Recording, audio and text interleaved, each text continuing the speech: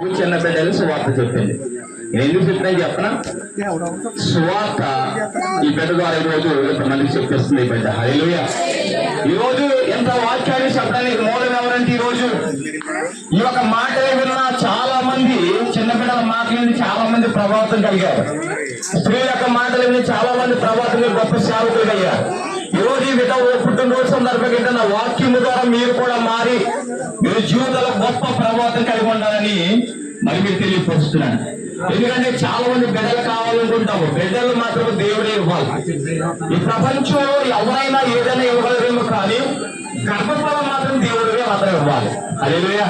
చాలా మంది అంటారు దేవుడు ఇవ్వాలండి, గొప్ప పురుషులతో ప్రమేయం లేదండి, అంటే డాక్టర్తో ప్రమేయం లేదని చాలా మంది అనుకుంటారు. నేను చెప్పను, ఎవరు ప్రమేయం ఉన్నా లేకపోయినా దేవుడి యొక్క ప్రమేయం లేకపోతే నీకు బిడ్డలు ఎక్కవాలి.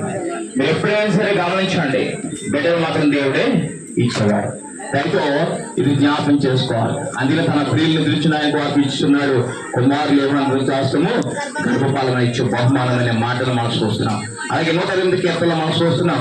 పిల్లలు ఒలివ మొక్క వల్ల ఉంటారు. వారు ఎందుకు ఎంతంటి పరిస్థితులు అయినా సరే, ఎలాంటి బలహీనమైన పరిస్థితి వారు నిలబడటమే కాదు, ఎంతో మందిని నిలబెట్టే వారు చెట్టులో ఉంటారు. ఒలివ చెట్టు చాలా నాకు ఇష్టమైన చెట్టులో ఒకటి. ఎందుకంటే దాని గుణలక్షణాలు తెలుసుకుంటే ఎంతో గొప్పగా దాని జీవితం ఉంటుంది. ఈ బిడ్డ జీవితం కూడా అట్టి రీతిగా ఉండాలని తెలియపరుస్తున్నాను.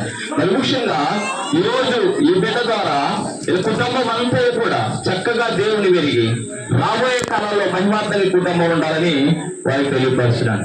దయతో గమనించండి. మరి ముగిస్తాము. కుటుంబస్తులు కూడా ఇక్కడికి వచ్చినట్లయితే నేను ఆ కోసం వాక్యం చెప్తున్నాను. ఎందుకంటే నాగేశ్వరరావు లేరు, శ్రీరన్న కనపడతాడంటే మరి ప్రసాద్ లేరు, బాబీ లేరు. వాళ్ళు ఇక్కడికి వచ్చినట్లయితే నేను వాక్యం గురించి కేక్ కట్ చేయడానికి ఇష్టపడుతున్నాను.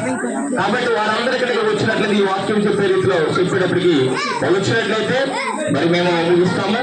దయతో గమనించండి. వాక్యం చెప్తున్న మాటలు జాగ్రత్తగా వినాలి. ఎందుకంటే దేవుడి మాటలు ఇవి. ఈ వాక్యము మనుషులుగా చెప్పేది కాదు, దేవుడే మాట్లాడుతున్న మాటలు.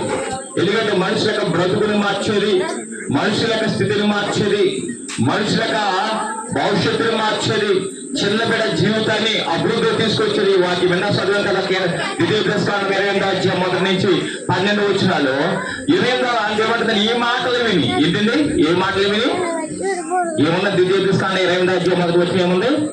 ఈ మాటలు విని ఏం చేయాలి? బైబిల్ అందరూ మూసి కూర్చున్నారు. ఎందుకంటే మా పని అయిపోయింది, ఇంకా ఎప్పుడు భోజనం పెడతాం, నువ్వు ఎప్పుడు వెళ్తావు చూసుకుంటాం అనుకుంటున్నారు కదా. బైబిల్లో ఉన్న వాళ్ళు కూడా బైబిల్ తెలియని దుస్థితిలో మీరు ఉన్నారంటే ఏ పరిస్థితులకు వచ్చేస్తారో నాకు అర్థమవుతుంది. అంటే ఏ పరిస్థితి వచ్చారు? అక్కడ మంచి బాగా రుచికరమైన వంటలు చేయించి ఆ వాసన